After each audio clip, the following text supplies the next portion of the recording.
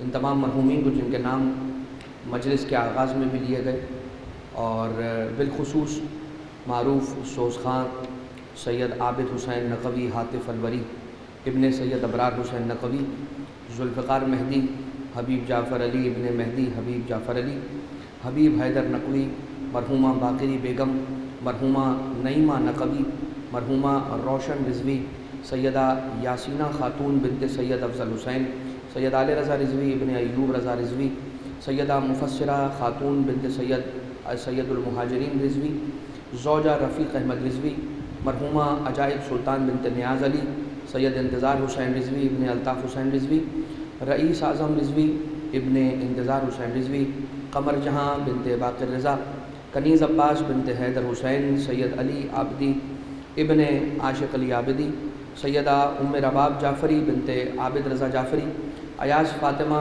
بنت نظر حسن، اطہر حسن، رفت جہاں، رضا ہاشم، ریحانہ الیاس، حماد احمد، تمام ہی شہداء اور شہدائے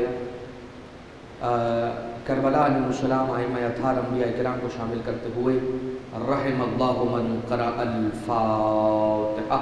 بسم اللہ الرحمن الرحیم، الحمدللہ رب العالمین، الرحمن الرحیم، مالک یوم الدین، ایاک نعبد و ایاک نستعین، اہدنا الصراط المستقیم صراط الذین انعمت علیہم غیر المغضوب علیہم ولا الضالین۔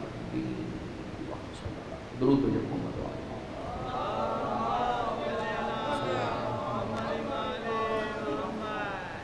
لا حول ولا قوة الا باللہ العلی العظیم، حسبنا اللہ ونعم الوکیل، نعم المولا ونعم النصیر۔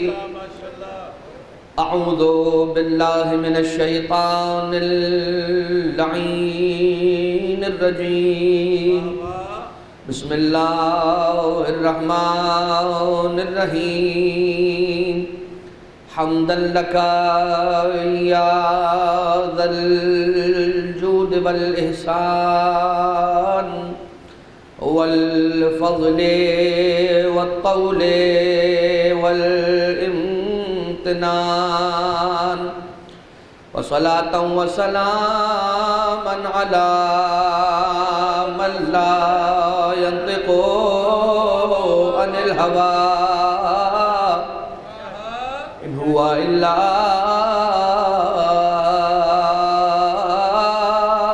وحي يوحى، حبيب قلوبنا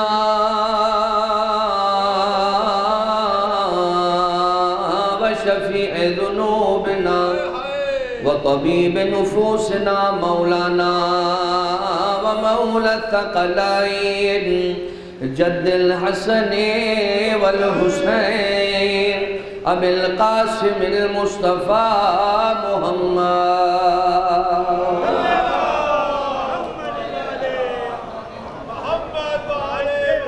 وعلى آله الذين أذهب الله عنهم الرجس وطهرهم تطهيرا۔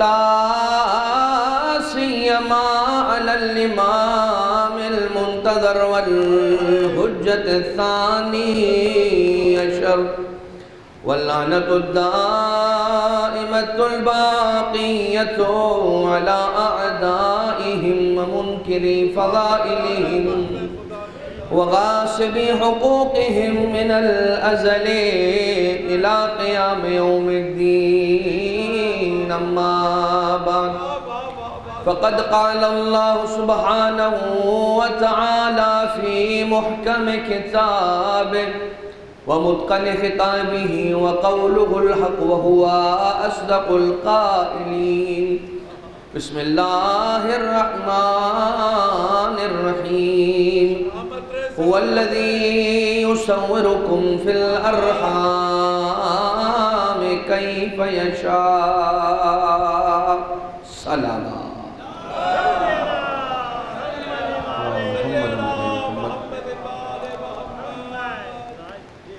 تمام تر حمد و ثنا و تسبیح و تقدیس و تمجید و تکبیر اس خالق لم یزل اور لا یزال کے لیے جس نے اپنے بندوں کو جو خلق فرمایا ہے تو نعمت وجود سے سرفراز کر دینے کے بعد اسے اپنے حال پر ترک نہیں کر دیا، چھوڑ نہیں دیا، بلکہ خلق کیا تو اس خلق کے جو جو تقاضے تھے ان تقاضوں کو بھی پورا کیا، اس حیثیت سے کہ اگر وہ چاہتا تو اپنے بندوں کو اتنی نعمتیں دے دیتا کہ جتنی نعمتوں میں ان کا گزارا ہو جاتا۔ ایسا نہیں کیا پروردگار نے کہ بس اتنا عطا کیا جتنی ضرورت تھی اور اس کے بعد اپنی عطا کا سلسلہ روک دیا، بلکہ اگر انسان کو ایک نعمت کی ضرورت تھی تو وہ تو عطا کی، مگر اس جیسی اور بھی بہت ساری نعمتیں عطا کی تاکہ اگر انسان کا جی چاہے کہ اس نعمت سے استفادہ کرتے کرتے تھک گیا ہوں اب اسی جیسی کوئی اور نعمت مل جائے تو پروردگار نے اسے اسی جیسی دوسری اور نعمتیں بھی عطا فرمائیں۔ یعنی کہ کھانے پینے کے لیے انسان کو غذا کی ضرورت ہے تو اللہ نے اگر چاہتا تو یہ کر سکتا تھا کہ سادی غذاؤں میں ایک غذا رکھ دیتا اور ذرا سی پرعیش غذا میں ایک غذا رکھ دیتا، اور ان دونوں غذاؤں کو دینے کے بعد کہتا کہ جب سادہ کھانا کھانے کا دل چاہے تو یہ کھا لینا، مثال کے طور پر دال چاول، اور جب ذرا پرتعیش غذا کھانے کی تمہیں خواہش ہو تو یہ باربیکیو ہے، یہ کھا لینا۔ لیکن رب ذوالجلال نے فقط ان دو نعمتوں کے عطا کرنے پہ اکتفا نہیں کیا، کہا کہ تمہیں اتنی ساری نعمتیں دے رہا ہوں، اس سے جو اپنی مرضی سے جی چاہے جب چاہے بنا بنا کے کھاتے چلے جاؤ، تمہاری زندگیاں کم پڑ جائیں گی، ان سے استفادہ بہت ہے، بہت زیادہ کر سکتے ہو ان سے استفادہ، زندگیاں کم ہیں مگر جو نعمتیں دے رہا ہوں اس سے استفادہ بہت زیادہ ہے، انواع و اقسام کے الگ الگ کھانے۔ اسی طرح سے پروردگار عالم نے انسان کو جب عطا کیا غذا میں تو صرف غذا نہیں عطا کی بلکہ پھل بھی عطا کیا، اور پھل بھی ایسے کہ جن کے کھانے سے انسان کے بدن میں انسان کے جسم کو فائدے جو ہیں وہ الگ، اس کے ذائقے جو ہیں وہ الگ، اس کی دیکھنے سے جو خوبصورتی کا منظر ہے وہ منظر الگ۔ رب ذوالجلال بتانا چاہتا ہے کہ دیکھو مثال کے طور پر سے کہ جس سیب کو کھانے کا ادب یہ ہے، روایت میں جو آیا امام معصوم علیہ السلام نے جو فرمایا، ارشاد فرمایا کہ جب سیب کھانے کا طریقہ جو امام معصوم علیہ السلام نے ارشاد فرمایا وہ یہ ہے کہ پہلے سیب کو دیکھو، پھر اسے استشمام کرو یعنی کہ سونگھو، سیب کو سونگھو، اور جب اچھے سے اسے سونگھ لو تو پھر اس کا لقمہ لو، پھر اسے کھانا شروع کرو۔ یعنی کہ اس کے سونگھنے میں، اس کی خوشبو میں بھی کوئی ایسا استفادہ اور فائدہ ہے جو ہم اور آپ نہیں جانتے، وہ جانتا ہے جو اس چیز کا خلق کرنے والا ہے۔ تو کہہ رہا ہے کہ ایسے ہی نہ کھا لینا، پہلے سونگھنا پھر کھانا۔ تو اب ذرا دیکھیے کہ وہ پروردگار عالم اتنا کریم ہے، بس سیب کو ایسے خلق کر دیتا کہ دکھنے میں بڑی سادہ سی چیز ہوتی اور انسان کھاتا تو بڑا فائدہ ہوتا، ایسا نہیں ہے۔ کھانے کے بڑے فائدے ہیں الگ، اس کے سونگھنے کے فائدے ہیں الگ، اس کو دیکھتا ہے تو پہلے دیکھ کر خوش ہوتا ہے کہ کتنا خوبصورت یہ رنگ برنگی سیب ہے، اس کے بعد سونگھ کر فائدہ اٹھاتا ہے، پھر کھا کے فائدہ اٹھاتا ہے۔ یعنی کہ سیب کے دیکھنے پر الگ شکر اللہ بنتا ہے، اس کے سونگھنے پر الگ شکر الہی بنتا ہے، اور اس کے کھانے پر ایک جدا شکر الہی کا تقاضا پیدا ہو جاتا ہے۔ درود بھیجیں مل کر محمد و آل محمد۔ اب یا علی اللہم صلی محمد۔ اب ذرا دیکھیے گا، اس لیے کہ آج کی مجلس کا عنوان دو ہستیوں کے گردش کرے گا، اور وہ دو ہستیاں وہی ہیں۔ ایک وہ نانا ہے کہ جس کا نواسا رشتے میں نواسا ہے مگر مرتبے میں بیٹا ہے، حسن مجتبی رسول کے نواسے تو ہیں، رشتے میں نواسے ہیں، رتبے میں بیٹے ہیں۔ ابھی ہم اس کی طرف آتے ہیں اور دلیل آپ کی خدمت میں عرض کرتے ہیں، لیکن پہلے آپ یہ سماعت فرمائیے کہ رب ذوالجلال نے جو اتنی نعمتیں عطا فرمائی، تو جو سب سے بڑی نعمت ہے وہ ہے ہدایت اور ہادی۔ سب سے بڑی نعمت، اس سے بڑی نعمت کائنات میں وجود نہیں رکھتی۔ رب ذوالجلال نے ہمیں جو سب سے بڑی نعمتیں عطا فرمائی وہ ہادیان برحق ہیں، اور اس ضمن میں ہدایت جو ہمیں مل رہی ہے وہ سب سے بڑی نعمت رب ذوالجلال ہے۔ اب ذرا دیکھیے کہ رب ذوالجلال کا انداز کیا ہے۔ انداز یہ ہے، قرآن کریم یہ کہہ رہا ہے بسم اللہ الرحمن الرحیم هو الذی یصورکم فی الارحام کیف یشاء، وہی وہ رب ہے، وہی وہ پروردگار ہے کہ جس نے تمہیں تمہاری شکم مادر میں، ماؤں کے شکم کے اندر تمہیں جو چہرے دیے، شکلیں بنائی، جیسی چاہیں ویسی بنائی، جیسی اس نے تمہاری شکلیں چاہیں، چہرے چاہے ویسے بنائے۔ اب وہ کریم ہے تو اچھے ہی چہرے بناتا ہے، وہ رب الارباب ہے، اس سے بڑی کوئی طاقت نہیں ہے اس کائنات میں، تو جیسی اچھی ہستی ہے وہ ویسی اچھی شکلیں بناتا ہے پروردگار۔ اب ذرا اس میں دیکھیے گا کہ یہ کیا کمال ہے، مصوری پروردگار عالم ہے کہ ایک بالش کا چہرہ انسان کا، اور اس پوری کائنات کے اندر جتنے اربوں خربوں انسان رہتے ہیں، ایک چہرہ دوسرے چہرے سے ملتا نہیں ہے، ایک چہرہ دوسرے چہرے سے ملتا نہیں۔ تو اب آ کر کوئی کہنے والا یہ کہے کہ قبلہ یہ تو کسی نعوذ باللہ من ذالک ثم نعوذ باللہ خاکم بدہن، میرے منہ میں خاک، کوئی اناڑی مصور بھی ہو، آپ اسے ایک تصویر دیجئے اور اس سے کہیے کہ یہ 5 الگ الگ ورقے اور صفحے ہیں، ان پر بنا دو، تو وہ 5 بنائے گا، ایک ہی تصویر الگ الگ نقش کرے گا، اس لیے کہ اسے مصوری آتی نہیں ہے۔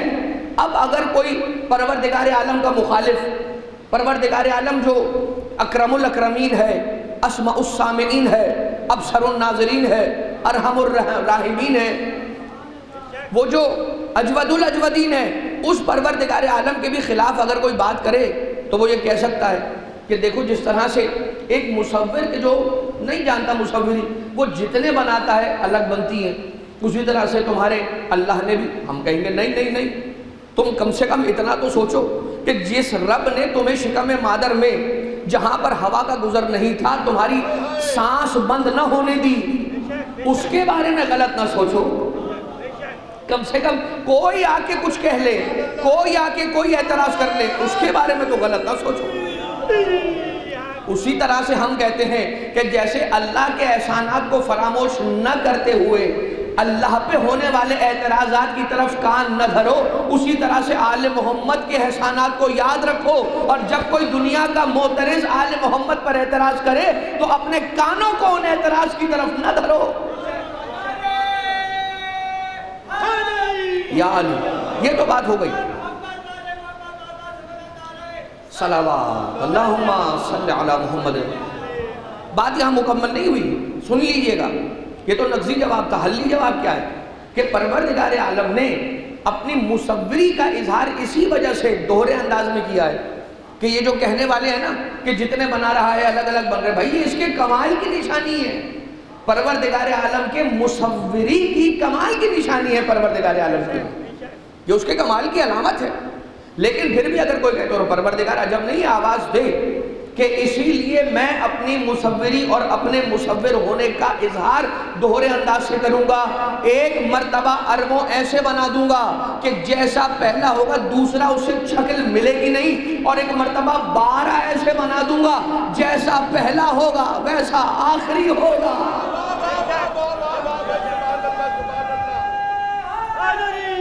ڈالی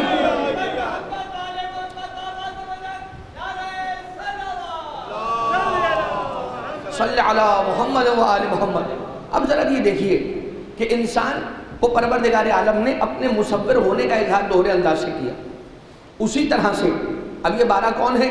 یہ 12 وہی ہیں کہ جن کے ذریعے سے پروردگار عالم نے اپنے دین کو بچایا ہے۔ جب یہ سوال کیا جائے کہ اے پروردگار گزشتہ امتوں پر بھی تیرے انبیاء آئے مگر ان انبیاء کی سیرتوں میں تحریف کر دی گئی، حضرت یونس علیہ السلام کی سیرت کو جا کر دیکھیے، اہل بیت اطہار کی کتابوں میں دیکھیں گے تو آپ کو صحیح سیرت مل جائے گی. لیکن جنہوں نے در اہل بیت کو چھوڑ کر پھر انبیاء کی سیرت کو جمع کیا، ان لوگوں نے ایسے ایسے واقعات لکھ ڈالے کہ جو انبیاء کی شان کے بہت زیادہ خلاف تھے، مناسب نہیں. حضرت ابراہیم علیہ السلام کے بارے میں نہیں معلوم کیا کچھ لکھا گیا، حضرت عیسیٰ علیہ السلام کے بارے میں نہیں معلوم کیا کچھ لکھا گیا، حضرت داؤد علیہ السلام کے بارے میں نہیں معلوم کیا کچھ لکھا گیا. یہ ہمارے عقائد میں سے ایک عقیدہ ہے اور ایمان ہے ہمارا کہ ہر نبی معصوم ہے، نبی کی عصمت کے ہم قائل ہیں، ہر نبی کی نبوت پر ایمان رکھنے والے ہیں، اور تمام انبیاء کی سرداری رسالت مآب صلی اللہ علیہ وآلہ وسلم پر ہے کی ہے، یہ ہم ایمان رکھتے ہیں. اب ذرا یہ دیکھیے کہ اے پروردگار، انبیاء کی سیرت تحریف ہوئی، جو پچھلی آسمانی کتابیں آئی تھیں قرآن کریم سے پہلے ان میں بھی تحریف ہوئی. تورات میں تحریف ہوئی، زبور میں تحریف ہوئی، انجیل میں تحریف ہو چکی. یہ تو وجہ ہے، کہیں پر آپ کو اولڈ ٹیسٹامنٹ ملتا ہے، کہیں پر نیو ٹیسٹامنٹ ملتا ہے، کہیں پر آپ کو کون سا ورژن ملتا ہے بائبل کا، کہیں پر کون سا ورژن اور ایڈیشن ملتا ہے. لہٰذا اے پروردگار، یہ تیری آخری کتاب قرآن مجید، اس نے قیامت تک جانا ہے، تو اس کی حفاظت کا کوئی تو نے اہتمام کیا ہے؟ آواز قدرت آئے گی، غور سے قرآن کریم کو پڑھو، تمہیں جواب انہی آیتوں میں مل جائے گا. بسم اللہ الرحمن الرحیم. اِنَّا نَحْنُ نَزَّلْنَا الذِّكْرَ وَإِنَّا لَهُ لَحَافِظُونَ. ہم ہی نے اس کو نازل کیا ہے اور ہم ہی اس کی حفاظت کرنے والے ہیں. یہ تو قرآن کریم کی حفاظت، ہم نے اسے نازل کیا اور ہم ہی اس کی حفاظت کرنے والے. دوسری طرف پروردگار، تیرے انبیاء آئے، انبیاء ما سلف، ان کی سیرتوں میں تحریف ہوئی، اور یہ تیرا آخری نبی ہے. اگر ان کی سیرت پہ بھی تحریف کر دی گئی تو یہ رسول کی سیرت طیبہ قیامت تک کیسے جائے گی؟ عجب نہیں آواز قدرت آئے کہ فکر نہ کرو، یہ میرا کام ہے اور میں بخوبی جانتا ہوں کہ اسے کیسے انجام دینا ہے. ایک محمد بھیجوں گا جو دین لوگوں کو بتائے گا، اور 12 محمد بھیجوں گا جو اس بتائے ہوئے دین کو بچائیں گے. یا لہذا پروردگار نے اس دین کی حفاظت کا کام انجام دینے کے لیے 12 ایسے امام بھیجے کہ جو ہو بہو محمد مصطفیٰ صلی اللہ علیہ وآلہ وسلم جیسے تھے. اسی لیے تو ہم نے آپ کی خدمت میں عرض کیا کہ 12 ایسے بنا دوں گا کہ جیسا پہلا ہوگا ویسا ہی آخری ہوگا، اور اس شان سے ہوں گے ایک جیسے کہ یہ رسالت مآب کی حدیث تمہیں مل جائے گی کہ اولنا محمد، اوسطنا محمد، آخرنا محمد، کلنا محمد. ہم میں سارے کے سارے محمد ہیں. اور اسی طرح سے وہ بھی حدیث تمہیں مل جائے گی، اولنا علی، اوسطنا علی، آخرنا علی، وکلنا علی. ہمارے یہاں کے سارے محمد ہیں، سارے کے سارے علی ہیں. یا علی. اب دین لینا، امیر المومنین علی ابن ابی طالب علیہ السلام، بلندترین سلوات، اللہم صلی علی محمد و آل محمد. اب ذرا یہ دیکھیے گا کہ دین لینا ہے تو رسالت مآب سے لینا ہے، یعنی محمد مصطفیٰ سے لینا ہے صلی اللہ علیہ وآلہ وسلم، اور محمد جیسوں سے لینا ہے.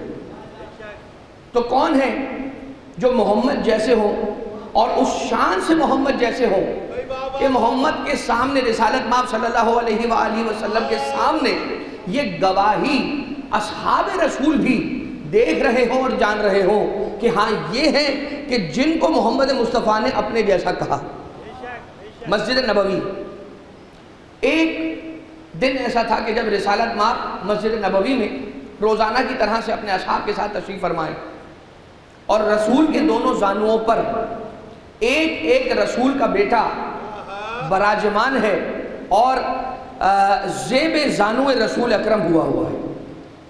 اب جیسے آنے والا ایک بزرگ آیا اور اس نے آ کر رسالت مآب سے کہا، السلام علیکہ یا رسول اللہ، صلی اللہ علیکہ یا محمد ابن عبداللہ، آپ کچھ سوال لے کر آیا ہوں یا رسول اللہ.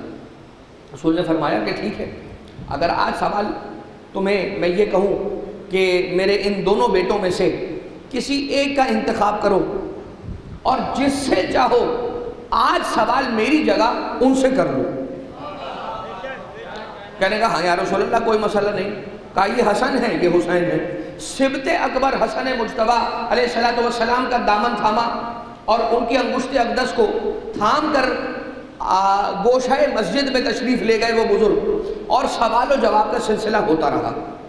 اب یہ میرا دل کہہ رہا ہے کہ کہیں پر حسن مجتبیٰ جو کہ وارث محمد مصطفیٰ صلی اللہ علیہ وآلہ وسلم ہے، اگر کہیں کوئی سوال آنے میں تاخیر بھی ہو جائے تو فکر کرنے کی بات نہیں ہے، اس لیے کہ حسن وہ ہستی ہیں کہ جو آنے والے اس بزرگ کا سوال بھی جانتے ہیں اور جواب تو یوں ہی جانتے ہیں۔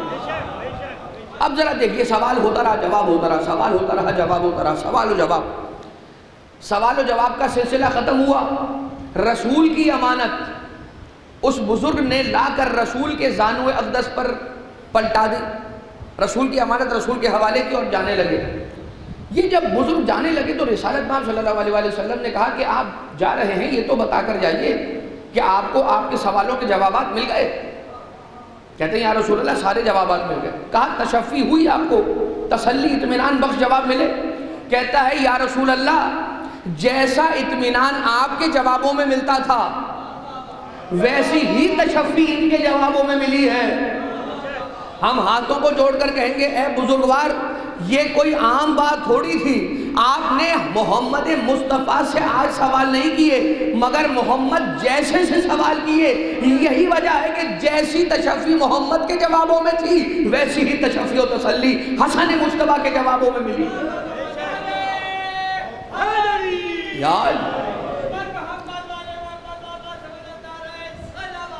اللہم صلی علی محمد وآلہ۔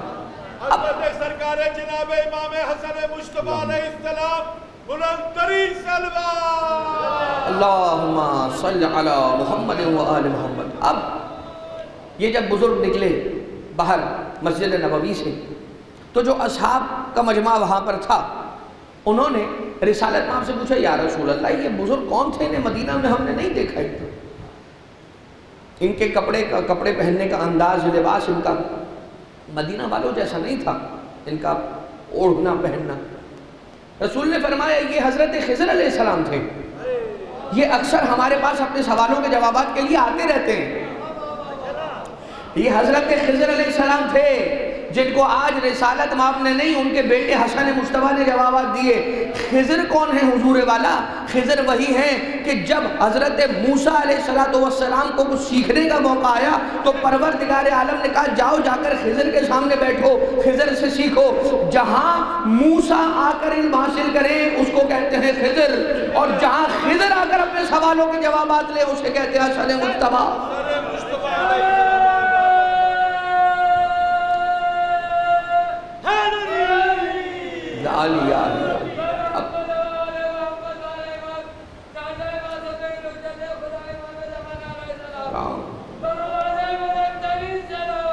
اللہم صلی علی محمد وآلہ۔ یہ تو ایک بات ہوگی محمد جیسے۔ ایک اور مثال محمد جیسوں کی، یہی مسجد نبوی رسالت مآب ہیں، علی ابن ابی طالب علیہ السلام ہیں، حسن مجتبیٰ ہیں، حسین شہید کربلا تشریف فرما ہیں، یہ نام سیدہ سلام اللہ علیہ اپنے حجرے میں۔ اور ایک پانچواں شخص ہے، ایک غیر ہے مگر بیٹھا ہوا ہے وہاں انہی ہستیوں کے ساتھ وہاں پر بیٹھا ہوا یہ کہ رسول نے زمین سے کنکر کو اٹھا کے اپنے دستے اقدس پہ رکھا، اور جیسے ہی وہ کنکر رسول کی ہتھیلی مقدس پر آیا تو وہ تسبیح و تقدیس تکبیر اللہ اکبر الحمدللہ سبحان اللہ ذکر الہی کرنے لگا۔ رسول نے وہ کنکر بڑھا کے مولا کائنات علیہ السلام کے ہاتھوں پر رکھا۔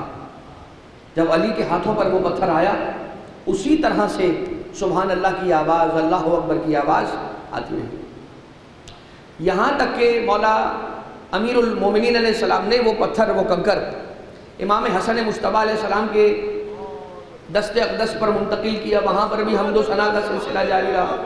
پھر حسین ابن علی علیہ السلام کے دست مقدس پر یہ پتھر آیا، وہاں پر بھی حمد و ثنا کا سلسلہ جاری و ساری رہا۔ اب نہ رسول نے کہا اور نہ حسین ابن علی نے اس پانچویں شخص کو بڑھایا۔ ایک شخص اور بیٹھا ہوا تھا لیکن حسین ابن علی علیہ السلام سے وہ پتھر، وہ کنکر آگے بڑھ کر اس شخص کی ہتھیلی پر نہیں گیا، اس لیے کہ مولا حسین ابن علی علیہ السلام کو نہ مولا امیر نے، نہ امام حسن نے اور نہ رسول اکرم نے اشارہ کیا۔ اتنے میں وہ شخص گویا ہوا اور کہنے لگا یا رسول اللہ، کیا یہ کنکر مجھے بھی مل سکتا ہے؟ اب ذرا سوچئے گا اور اپنے ذہن میں تصور کرنے کی کوشش، امیجنیشن کے دروازوں کو کھولیے گا تو آپ کو اندازہ ہوگا کہ اس شخص نے یہ کنکر کیوں مانگا۔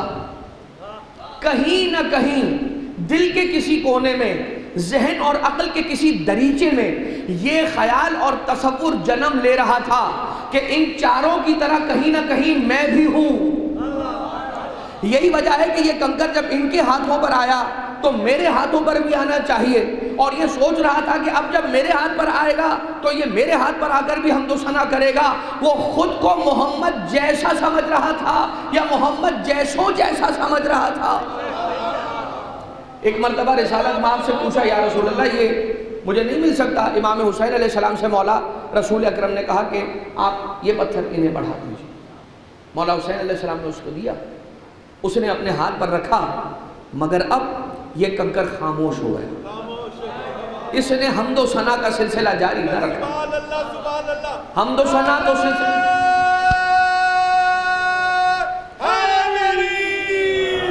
اب کنکر حمد و ثنا تو نہیں کر رہا، خاموش ہے، لیکن یہ شخص جس کی ہتھیلی پر اب آیا ہے وہ یا رسول اللہ پوچھ رہا ہے، یا رسول اللہ یہ کیوں نہیں بولتا؟ رسول نے فرمایا تو خود پتھر سے پوچھ لے، بول کے بتا دے گا کہ کیوں نہیں بول رہا۔ میں کہوں گا یا رسول اللہ یہ وجہ بتانے کے لیے بولے گا تو حمد و ثنا کرنے کے لیے کیوں نہیں بولے گا؟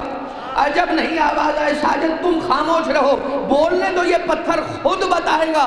اور پتھر جب گویا ہوا تو کہنے لگا مجھے اللہ نے حمد کرنے کا اذن یا محمد کے دست مقدس پر دیا ہے یا محمد جیسوں کے دست اقدس پر دیا ہے، ایسے ویسوں کے ہاتھوں پر۔ سلامت رہیے، سلامت رہیے بابا۔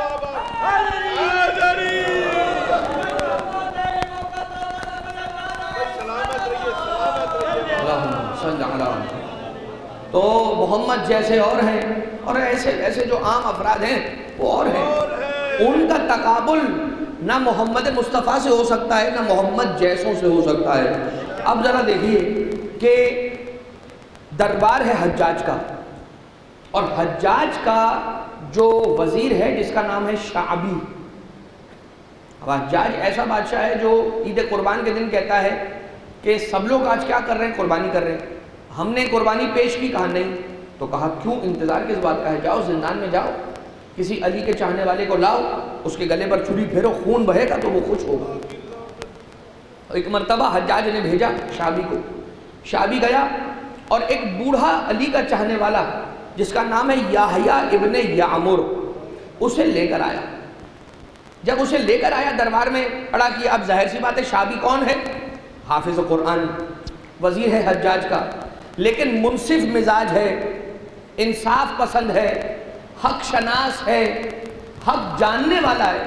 لہذا کہتا ہے کہ اے حجاج، اے بادشاہ، کوئی موقع دے کر اس کی جان خلاصی دے دے، یعنی کہ اس کی جان بخش دے، کوئی موقع دے، کوئی سوال کر، کوئی ایسا موقع دے، کوئی سوال کر کے جس کا جواب اگر دینے میں کامیاب ہو جائے تو جس کے بعد اس کی جان تو اسے بخش دے۔ کہتا ہے کہ ٹھیک ہے میں سوال کروں گا، اور سوال آسان سوال نہیں کروں گا، مشکل سوال کروں گا، اگر اس نے جواب دے دیا تو میں اس کی جان بخش دوں گا۔ کہتا ہے ٹھیک ہے پوچھو، سوال کرو۔ کہا کہ تم اہل بیت کے چاہنے ماننے والوں کا طریقہ اور عقیدہ یہ ہے، ایمان یہ ہے کہ تم حسن و حسین علیہ السلام کو رسول کا نواسا نہیں، رسول کا بیٹا جانتے ہو۔ کہا ہاں بالکل ایسا ہی۔ کہا تو پھر اچھا اس کی دلیل، بہت ساری دلیلیں، ایک دلیل تو زیارت کے اندر ہی ہے۔ امام حسین علیہ السلام کو جب سلام کرتے ہیں السلام علیکہ یا ابا عبداللہ، السلام علیکہ یا ابن رسول اللہ، اے رسول خدا کے بیٹے۔ اب ذرا دیکھیے، کہتا ہے کہ اور بھی دلیلیں تو ہیں، دلیلیں تو اور بھی ہیں، اور یہ دلیلیں وہ ہیں کہ جو قرآن کریم سے ثابت ہے، امام حسن و حسین کا رسول کے بیٹے ہونے کا ثابت ہونا، یہ ثبات جو ہے یہ قرآن کریم کی آیتوں سے ہے۔ اور ہمارے بچوں کو یہ باتیں معلوم ہونی چاہیے، مختصر ہی صحیح، لیکن یہ آیتیں کچھ ہیں جو یاد ہونی چاہیے۔ ایک مرتبہ کہا کہ تم قرآن سے کوئی آیت پیش کرو جس میں دلیل ہو اس بات میں۔ اب وہ گویا ہو کے بولنے ہی لگا، پڑھنے ہی لگا کوئی آیت، اتنے میں حجاج نے اسے روکا، کہا خبردار آیت مباہلہ نہ پڑھنا، خبردار آیت مباہلہ نہ پڑھنا، اس لیے کہ جانتا ہے کہ آیت مباہلہ میں قُلْ تَعَالَوْا نَدْعُوا أَبْنَاءَنَا ہم اپنے بیٹے لے آئے، تم اپنے بیٹے لے آؤ، تو رسول اپنے بیٹوں کے مقام پر نہیں لے کر گئے کسی اور کو سوائے حسن و حسین۔ اور یہ نہیں کہا ہے قرآن کریم کی آیت میں کہ قُلْ تَعَالَوْا نَدْعُوا أَحْفَادَنَا وَأَحْفَادَكُمْ، أَحْفَادَنَا وَأَحْفَادَكُمْ نہیں کہا گیا ہے کہ تم اپنے پوتے پوتیاں لے آؤ، نواسے نواسیاں لے آؤ، ہم اپنے پوتے پوتیاں نواسے نواسیاں لے آئیں گے، یہ نہیں کہا ہے۔ ابنانا وابناکم، ابنانا وابناکم، تو رسول تو کہا کہ خبردار آیت مباہلہ نہ پڑھنا، کہا کہ نہیں میں آیت مباہلہ نہیں پڑھ رہا ہوں، میں سورہ انعام کی آیت پڑھ رہا ہوں جس میں پروردگار عالم نے ارشاد فرمایا بسم اللہ الرحمن الرحیم ومن ذریتہ داؤد و سلیمان و الیاس و یوسف و زکریا و یحییٰ و کانوا من الصالحین، اور عیسیٰ علیہ السلام کا بھی نام اسی آیت کے اندر آ گیا کہ یہ سارے کے سارے من ذریتہ، کن کی ذریت میں سے ہیں؟ داؤد، سلیمان، موسیٰ، ہارون، الیاس، زکریا، یحییٰ، عیسیٰ، یہ سارے کے سارے ابراہیم کی ذریت میں سے ہے۔ من ذریتہ ہی کی ضمیر پلٹے گی حضرت ابراہیم علیہ السلام خلیل اللہ کی طرف۔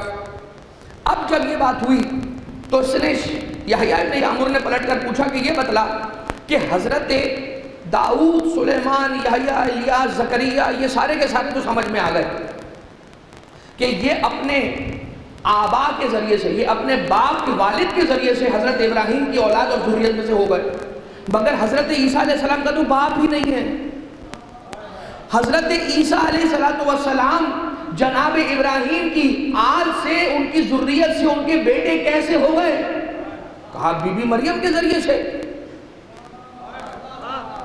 ابراہیم علیہ السلام کے بیٹے عیسیٰ جناب مریم کے ذریعے سے، اتنے سالوں اور اتنی پشتوں کے فاصلے کے بعد بھی ہو سکتے ہیں بی بی مریم کے ذریعے سے، ابراہیم کی ذریت سے عیسیٰ بیٹے ابراہیم کے ہو سکتے ہیں، تو پھر حسن و حسین بغیر فاصلے کے فاطمہ زہرا کے ذریعے سے محمد کے بیٹے کیوں نہیں ہو سکتے؟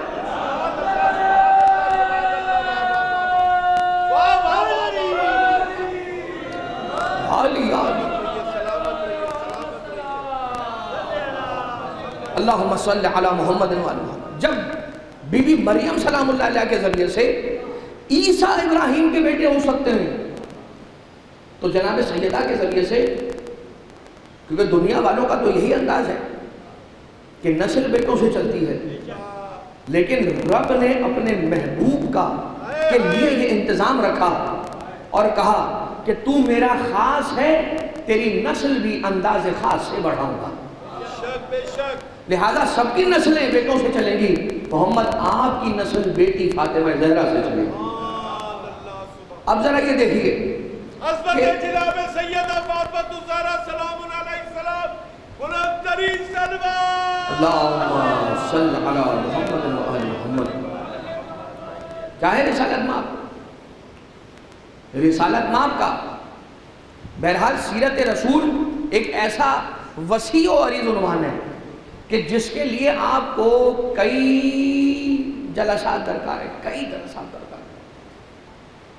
اور علماء کرام خود قبلہ مولانا صادق حسن صاحب پروردگار ان کی حفاظت فرمائے، 500-700 سے زیادہ تو انہوں نے صرف لیکچرز ایک عنوان سیرت رسول صلی اللہ علیہ وسلم پر دیے، جو آپ کو سیڈیز پر اویلیبل ہو جائیں گے، اور کیا انہوں نے ڈیٹیل کے ساتھ رسول اکرم کی سیرت کو تاریخی اعتبار سے بیان بھی کیا ہے اور اس کا انالیسس بھی کیا ہے۔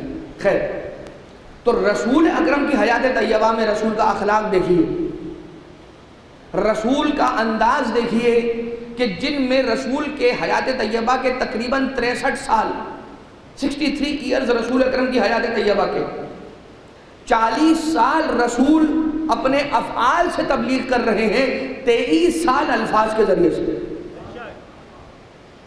رسول نے 40 سال کر کے بتایا ہے اور 23 سال بول کے بتلایا ہے۔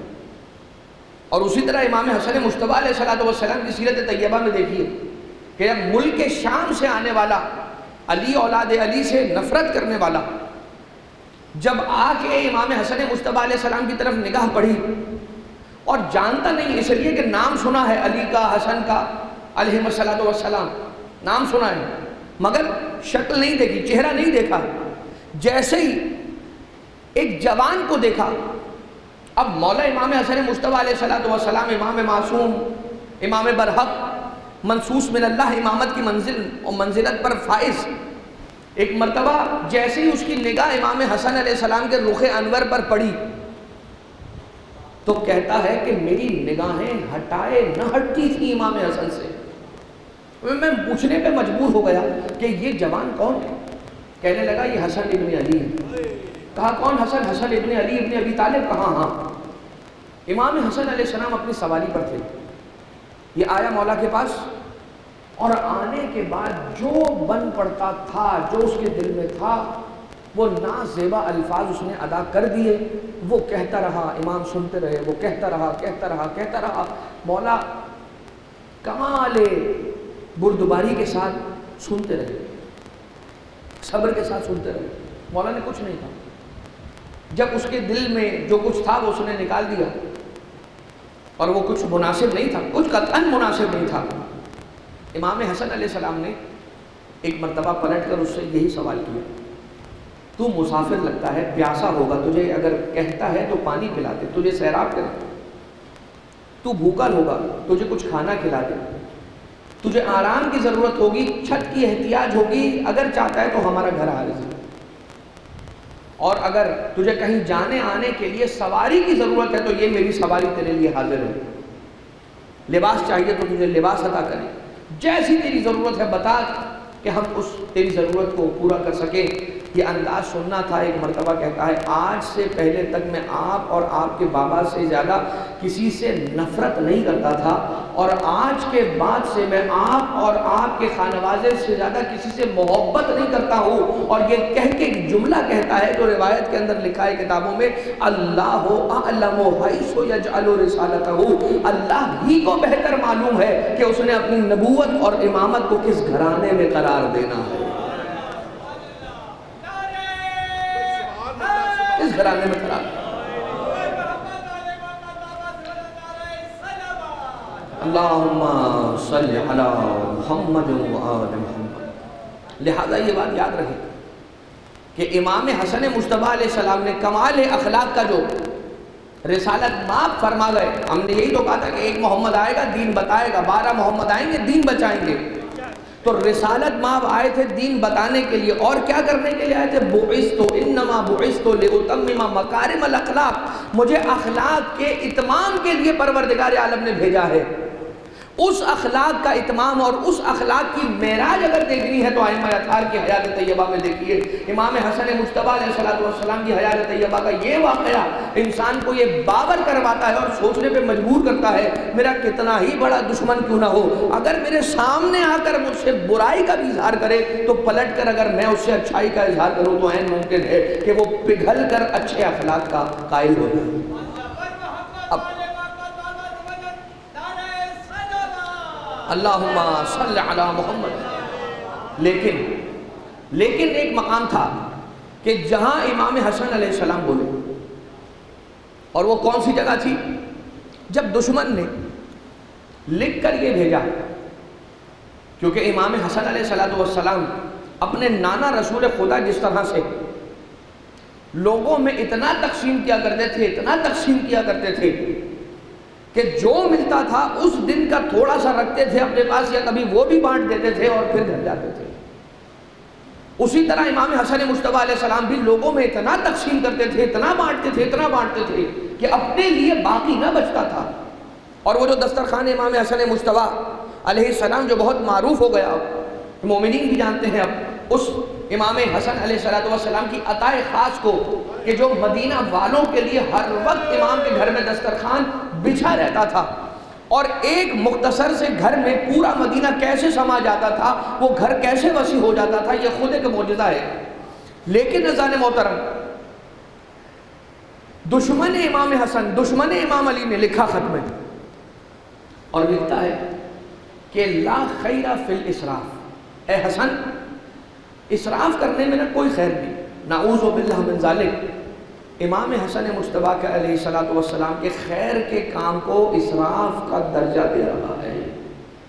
کیسا لعین ہے، کہہ رہا ہے لا خیر فی الاسراف، اسراف میں کوئی خیر نہیں ہے، یعنی کہہ رہا ہے کہ یہ جو اب اتنا دسترخوان بچھا رہے ہیں، لوگوں میں بانٹ رہے ہیں، لٹا رہے ہیں، یہ اسراف ہے، نعوذ باللہ۔ امام حسن علیہ السلام نے اس جملے کے نیچے ایک جملہ لکھا، اس نے لکھا تھا لا خیر فی الاسراف۔ حسن مجتبیٰ علیہ السلام نے لکھا لا اسراف فی الخیر۔ دشمن نے کہا تھا اسراف میں کوئی خیر نہیں ہے، حسن مجتبیٰ نے فرمایا اسراف خیر کے کام میں کوئی اسراف نہیں ہوتا، جتنا زیادہ کرو گے اتنا زیادہ اچھا ہے، اتنا زیادہ اچھا ہے۔ یہ تم کہہ رہے ہو کہ لا خیر فی الاسراف، مگر اللہ نے یہ کہا کہ خیر میں کوئی اسراف نہیں ہے، لا اسراف فی الخیر۔ اور یہی تو وجہ ہے کہ جب صدقے کی بات ہوتی ہے کہ صدقہ دینا چاہیے تو روایتیں دیکھیے اس حد تک کہا ہے بانٹنے کو کہ لوگ یہ سمجھنے لگے کہ اتنا بانٹ رہا ہے، اتنا کیوں دے رہا ہے۔ لوگوں کی تعجب کا باعث بنے انسان کو اتنا بانٹنا چاہیے، اتنا صدقہ کرنا چاہیے۔ کیوں؟ انسان جتنا صدقہ کرے گا، جتنا خیر کرے گا، اتنا آمدن پروردگار عالم کی طرف سے جو آمد ہے اس میں بھی اتنا ہی اضافہ ہوگا۔ دنیا میں گیو اینڈ ٹیک کا انسان کو معاملہ اور ماجرا سمجھ میں آتا ہے، رب ذوالجلال کے ساتھ تجارت کے موقع پہ سمجھ نہیں آتا۔ اب ذرا یہ دیکھیے کہ مولا حسن مجتبیٰ علیہ السلام ایک مقام پر بولے، اور وہ کون سا موقع تھا کہ جب یہی دشمن آ گیا مدینہ اور اس نے ایک دربار سجایا اور کہا لوگوں کو بلاؤ اور بلا کر لوگوں میں لٹاؤ، کیونکہ حسن مجتبیٰ کا یہاں اتنا بول بالا ہے مدینہ میں کہ لوگ آتے ہیں، حسن بانٹتے ہیں، حسن بانٹتے ہیں۔ آج میں آؤں گا اور اتنا بانٹوں گا کہ لوگوں کو سالوں تک یاد رہے گا کہ ایک آیا تھا اور وہ بانٹ کر گیا تھا۔ یہ امام حسن علیہ السلام کے مقابلے پر کر رہا ہے۔ خیر لوگوں کو یا وہ کن چیزوں سے دے رہا ہے؟ لوگوں کے لوٹے ہوئے مال میں سے دے رہا ہے لوگوں کو۔ اور حسن مجتبیٰ علیہ السلام اپنی محنت سے کہیں پر کسی باغ میں جا رہے ہیں، کہیں پر کھیتی باڑی کر رہے ہیں، جو آ رہا ہے اس کے ذریعے سے لوگوں میں تقسیم کر رہے ہیں، وہ حلال مال اور یہ حرام مال میں سے لوگوں کو دے رہے ہیں۔ لیکن خیر ایک مرتبہ آیا، امام حسن علیہ السلام نہیں گئے اس کے دربار میں، پھر امام کو بلایا گیا، مولا جب آیا تو کہا گیا کہ صبح سے لے کر اب تک لوگوں میں الگ الگ جتنا تقسیم کیا گیا ہے اس کو جمع کیا جائے اور اتنا حسن مجتبیٰ کے لیے لا کر پیش کیا جائے۔ تم امام معصوم کو مرغوب کرنے کی کوشش کر رہے ہو۔ یہ وہ ہیں کہ جو جنت کے باغوں کے مالک ہیں، یہ جنت کے محلات تقسیم کرنے والے ہیں، یہ جنت کی نہریں بانٹنے والے ہیں، تم یہ کہہ رہے ہو۔ لیکن خیر آ کے کچھ اشرفیوں کی تھیلیاں تھیں جو لا کر امام کی طرف پیش کی گئی، امام کے غلام نے ہاتھوں میں لی، اور اس دشمن کا ایک غلام تھا یا وزیر تھا، اس نے آ کر امام حسن مجتبیٰ علیہ السلام جب یہ اس نے دی نا تھیلیاں تو دیتا جاتا تھا اور کہتا جاتا تھا کہ میں فلاں کا بیٹا ہوں، میں فلاں کا بیٹا ہوں۔ اور پھر یہاں جب امام حسن مجتبیٰ علیہ السلام کی جوتیوں کو سیدھا کیا اسی کے دربار کے کسی کارندے نے، تو مولا حسن نے اپنے غلام سے کہا یہ جتنی اشرفیوں کی تھیلیاں ہیں یہ میرے جوتا سیدھا کرنے والے کے لیے پیش کر دے، اور یہ کہہ کے مڑ کر فرمایا انا ابن فاطمہ الزہرا، میں فاطمہ زہرا کا بیٹا ہوں۔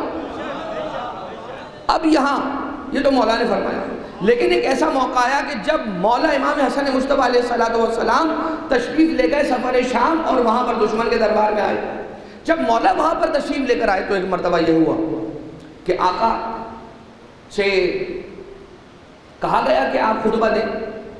وہ یہ سوچ رہا تھا کہ اگر امام حسن علیہ السلام خطبہ دیں گے تو وہ لوگوں کے سامنے گفتگو نہیں کر پائیں گے اور پھر لوگ سمجھ جائیں گے کہ جو ہم کہہ رہے تھے وہ صحیح تھا، نعوذ باللہ۔ لیکن وہ جانتے نہیں ہیں کہ یہ زبان وہ زبان ہے کہ جس سے کوئی لفظ نکل جائے تو وہ کلام نہیں ہے، وہ نور ہے، نور۔ اور ایک مرتبہ امام علیہ السلام گویا ہوئے، انا ابن مکہ والمدینہ، انا ابن زمزم وصفا، انا ابن فاطمہ الزہرا، انا ابن محمد المصطفیٰ، انا ابن علی المرتضیٰ۔ میں وہ ہوں کہ جس کی شان میں آیت تطہیر نازل ہوئی، میں وہ ہوں جس کی شان میں آیت مباہلہ نازل ہوئی، ہم وہ ہیں کہ جن کی شان میں آیت بلغ نازل ہوئی، ہم یہ ہیں، ہم یہ ہیں، یہ بیان کیا اور خطبہ ختم ہوا۔ اور اس کے بعد جب لوگ اش کر اٹھے امام کی فصاحت و بلاغت کو دیکھ کر اور سوچنے لگے کہ آج تک ہم جن پر اور جن کے بابا کے ساتھ ظلم کرتے رہے، یہ وہ ہیں کہ جن کی شان میں تو قرآن کریم کی آیتیں نازل ہوئی ہیں، تو ایک مرتبہ ہکے بکے رہ گئے اور چونک گئے، اور لوگوں میں ایک منقلب ہونے کی فضا قائم ہو گئی، یہاں تک کہ مولا کائنات اور امام حسن کے جو دشمن ہیں اس نے یہ کہا کہ اے حسن، یا حسن، انا خیر منکا، تم نے جو کچھ بھی کہہ لیا اپنے لیے، یاد رکھنا انا خیر منکا، میں تم سے بہتر ہوں۔ جیسے یہ جملہ کہا امام حسن مصطفیٰ علیہ السلام اب خاموش نہیں رہے، امام پلٹے اور امام نے فرمایا معاذ اللہ ان اقول انا خیر منکا، میں اس دن سے پناہ طلب کرتا ہوں جس دن مجھے یہ کہنا پڑے کہ میں تجھ سے بہتر ہوں۔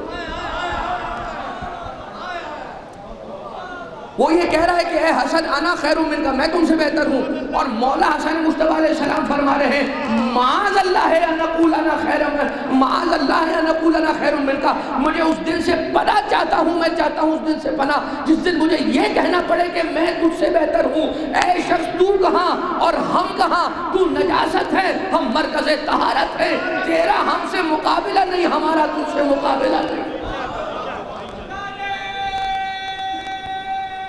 یہ ہے میرا علی علی اللہم صلی علی محمد و آل محمد۔ بس اللہ نے محترم یہی بات ہے کہ انسان، اور ظاہر سی بات ہے حیات رسول اکرم ہو یا حیات امام حسن مصطفیٰ علیہ السلام ہو، ایک بات ان دونوں شخصیتوں کی حیات طیبہ میں آپ کو کامن ملے گی کہ سوال کرنے والا جو آ رہا ہے اس کا سوال جیسا بھی ہو، جواب صرف اور صرف اچھائی کی صورت سے، جواب صرف اور صرف بہتری، اور جواب صرف اور صرف اخلاقی بہتری کے انداز کا۔ ہمارے یہاں پر تو یہ ہے نا، ظاہر سی بات ہے کہ ہم اگر کسی کی ایک برائی کو جان لیں تو اس کے ساتھ بات کرنا گوارا نہیں کرتے، ہم کہتے ہیں بھائی میں تو اس کی اب شکل بھی نہیں دیکھوں گا، وہ اتنا بڑا گنہگار ہے، میں نے تو اسے فلاں گناہ کرتے ہوئے دیکھ لیا، بڑا کمال کیا آپ نے اسے گناہ کرتے ہوئے دیکھ لیا، اور اب آپ اس سے بات نہیں کریں گے، اور آپ کا خود اپنے بارے میں کیا خیال ہے؟ آپ نے اسے ایک گناہ کرتے ہوئے دیکھ لیا، اور اگر اس سے بڑے گنہگار کو دیکھنا ہو تو کہیں اور جانے کی ضرورت نہیں ہے، آئینے کے سامنے جا کر کھڑے ہو جائیے۔ انسان جب گناہ دیکھے اور برائی دیکھے تو اپنی دیکھے، اچھائی دیکھے تو سامنے والوں کی دیکھے۔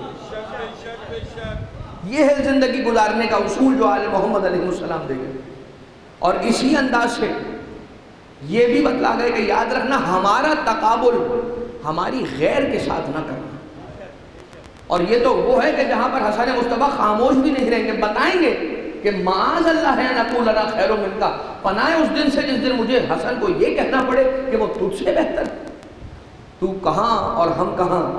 وہی تو مولا ابو الفضل العباس علیہ السلام نے جو سقف کعبہ، خانہ کعبہ کی چھت پر تشریف لے جا کے جو خطبہ ارشاد فرمایا، اس میں یہی تو فرمایا کہ انظروا ثم انظروا، دیکھو غور سے دیکھو پھر دیکھو، ممن ہوا شارب الخمر ومن ہوا ساقی الحوض والکوثر، دیکھو کہ شراب کے جام پینے والا کون ہے، کوثر کے جام پلانے والا کون ہے، اور دیکھو انظروا من ہوا۔ مولا عباس علمدار کربلا علیہ السلام بلند ترین سلوات، اللہم صلی علی محمد و آل محمد۔ انظروا ثم انظروا من ہوا فی بیتہ اللہوات والدنسات ومن ہوا فی بیتہ التطہیر والآیات، کون سا گھر ہے جس گھر میں لہوات ہیں، دنسات ہیں، نجاسات ہیں، اور کون سا گھر ہے جس میں نزول آیات ہیں۔ لہذا یہ وہ گھر ہے جس گھر میں آیتوں کا نزول ہے، یہ وہ گودیاں ہیں کہ جن گودیوں میں رسول کی گودی میں پل کر حسن و حسین جیسے امام بنتے ہیں، اور ابو طالب کی گودی میں پل کر محمد جیسا رسول بنتے ہیں۔ عظمت سرکار جناب ابو طالب و اولاد ابو طالب علیہ السلام، بلند ترین سلوات۔ اللہم صلی علی محمد و آل محمد۔ ابو طالب ہی کا تو وہ گھرانہ ہے کہ جس نے اسلام پر جب بات آئی ہے اپنا لہو دیا۔ ابو طالب اور خدیجہ کا بڑا احسان ہے اسلام پر، اور پروردگار عالم کا جو کی جانب سے جو جزائے احسان ہے وہ بھی کمال ہے۔ لیکن عزیزو، رسول کو زہر دیا گیا،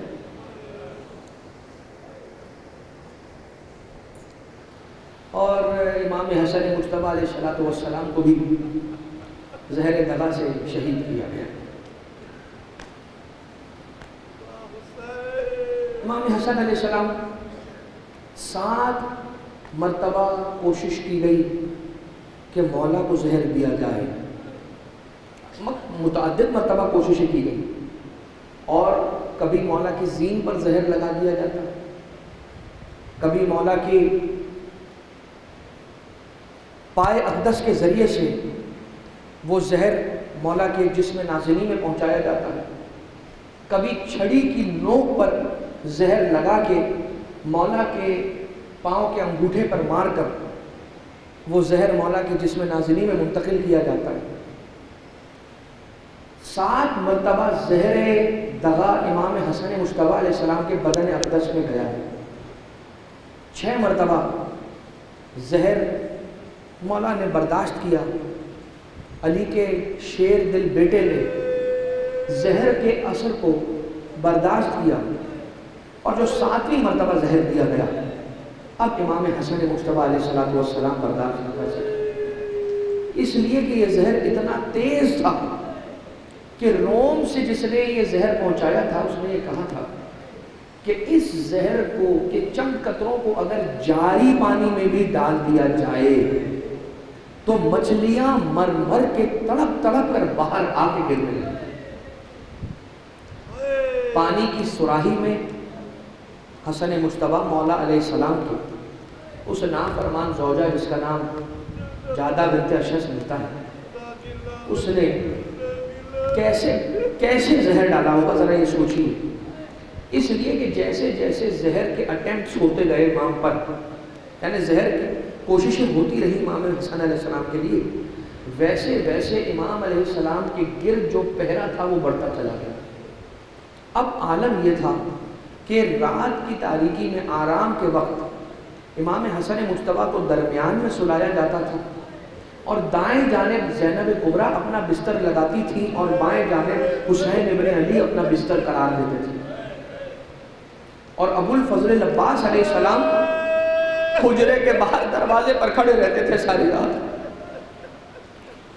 لیکن کسی ایک موقع کو پا کر مولا کی اس نافرمان زوجہ نے مولا کی پانی کی سراہی میں وہ زہر ڈال دیا، اور زوجہ امام ہے، کون روکے گا، کون کہے گئے، لیکن جو پانی رات کی ایک پہر میں امام حسن کو پیاس کی شدت کا احساس ہوا، جاگے، جیسے آہٹ کا احساس ہوا ہے نا جناب زینب کبریٰ نے فوراً پوچھا، بھیا حسن آپ کو کچھ چاہیے، میں کوئی پیش کروں آپ؟ امام حسن نے فرمایا کہ نہیں بہنا، مجھے پیاس لگی ہے، میں پانی پینے کے لیے جاگا ہوں، دوبارہ سے پانی پی کر سو جاؤں گا۔ یہ سننا تھا، ایک مرتبہ فرمانے لگی، بھیا کیا پانی میں پیش کروں آپ کو؟ یہ سننا تھا، ایک مرتبہ تڑپ کے حسن مجتبیٰ نے انکار کیا، کہا بہن پانی نہ دینا، میں خود پانی لے لوں گا، اس لیے کہ کہیں نہ کہیں حسن مجتبیٰ علم امامت سے یہ بات جانتے ہیں کہ یہ وہ پانی ہے جس میں زہر ملا ہوا ہے، اگر زینب کے ہاتھوں سے یہ پانی میں نے پیا تو تا قیامت خود کو یاد کرتے ہوئے برداشت نہ کر پائے گی۔ اور ایک مرتبہ آقا حسن مجتبیٰ نے پانی کو اپنے لبوں کے قریب کیا، بسم اللہ و باللہ وعلا ملت رسول اللہ انا للہ و انا الیہ راجعون، پانی کو پیا ہے مولا حسن نے۔ ارے آہستہ آہستہ اس زہر نے حسن مجتبیٰ کے کلیجے کو کاٹنا شروع کیا۔ جیسے جیسے کلیجہ کٹتا تھا پیاس کی شدت میں اضافہ ہوتا چلا جاتا تھا۔ ارے لعینہ نے مولا کو حجرے میں بند کیا، باہر سے تالے کو قفل کیا اور اس کے بعد دربار میں جا کر رقص کرنے لگی۔ ارے آقا حسن مجتبیٰ وہاں پانی کی پیاس سے تڑپتے جاتے تھے۔ غلام یہ کہتا ہے کہ میں نے آقا حسن مجتبیٰ کا حجرہ بند دیکھا، باہر سے تالا دیکھا، مجھے تشویش ہوئی۔ میں نے جب قریب جا کر سننے کی کوشش کی تو مجھے حجرے کے اندر سے یہ آواز آ رہی تھی، العطش العطش، ہائے پیاس ہائے پیاس مجھے مارے ڈالے۔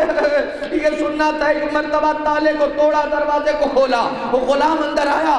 حسن مجتبیٰ جب جب العطش کہتے تھے ایک غلام پانی کا کوزہ امام کی طرف پیش کرتا تھا، امام کچھ پانی پیتے تھے، مولا کو کچھ سکون آ جاتا تھا۔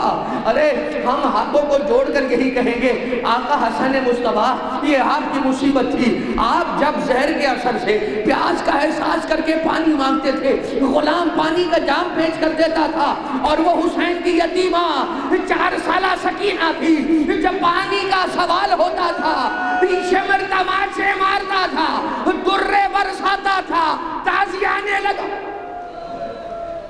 واہ غربتا واہ حسنا، بس عزیزو ایک وقت آیا مولا حسن مجتبیٰ نے یہ کہنا شروع کیا اب یہ پانی میرے کسی فائدے کا نہیں ہے، اب مجھے پیاس کا ایک ہی حل نظر آتا ہے، مجھے پیاس سے آرام کے لیے زمین پر چت لٹا دو اور میرا رخ کربلا میں، کربلا کی طرح۔ ارے عزیزو یہ تو امام حسن مجتبیٰ علیہ السلام کیا ہوا، ایک مرتبہ آقا زہر کے اثر سے کلیجے کے ٹکڑے کٹ کٹ کے تشت میں گرنے لگے۔ زینب کبریٰ قریب آ گئی، حسین ابن علی اپنے بھائی کے کلیجے کے ٹکڑے دیکھتے رہے اس تشت کے اندر، روتے رہے اپنے بھیا کی مصیبت کو دیکھ کر۔ حسین جیسے ہی حسین کو روتا ہوا دیکھا ہے نا، حسن مجتبیٰ علیہ السلام نے فرمایا اے بھیا حسین تو میری مصیبت پر رو رہا ہے اور میں تیری مصیبت کے دن کو یاد کر کے رو رہا ہوں۔ یا حسین ابن علی لا یومک یومک یا ابا عبداللہ، اے بھیا حسین تیری مصیبت جیسا کوئی دن نہ ہوگا نہ ہوا ہے۔ آئے عزیزو آقا حسن مجتبیٰ نے وصیتیں فرمائی، اپنے قاسم کے بازو پہ تعویذ باندھا خط لکھ کر، اور ایک مرتبہ وہ وقت آیا کہ جب روح حسن مجتبیٰ قفس عنصری سے پرواز کر گئی، حسن سے دنیا خالی ہو گئی، حسن کا جنازہ بہنوں نے تیار کیا، شان و شوکت سے مدینہ میں جنازہ حسن مجتبیٰ اٹھا، جیسے تدفین کے لیے چلا ہے، ارے گھر سے باہر آ کے کوچے میں پہنچا ہی تھا، کسی نے اشارہ کیا، تیر اندازوں نے تیر برسائے، حسن کے بدن میں تیر لگنے لگے۔ ارے جو جنازہ گھر سے چلا تھا لہو میں ڈوبا ہوا پھر سے گھر میں آیا۔ جب آیا ہے گھر میں تو ایک طرف سے حسین، ایک طرف سے زینب، بھائی کے لاشے سے تیروں کو نکالتی جاتی ہے۔ زینب آج ایک بھائی کے لاشے سے تیروں کو نکال رہی ہو، کل ایک بھائی کا لاشا تیروں پر دیکھو گی زینب بی بی۔ الغرض کے دوبارہ سے یہ جنازہ اٹھا، دفن ہونے کے لیے چلا۔ غربت حسن مجتبیٰ کا یہ عالم تھا، مگر پھر بھی تدفین کے لیے بہت سے اصحاب ساتھ تھے۔ ہائے رے غربت محمد مصطفیٰ، جنازہ اٹھانے کے لیے بس کچھ گنتی کے افراد۔ آئے محمد مصطفیٰ آپ کی غربتوں کو ہمارا سلام، دفنانے کے لیے کوئی نہ ملا۔ وہاں رسول خدا کی یہ مصیبت، مگر ہائے حسین کی مصیبت کا یہ عالم کہ لاشا دفنایا ہی نہ گیا۔ 3 دن تک کربلا کی ریت پر بے گور و کفن فاطمہ کا غریب۔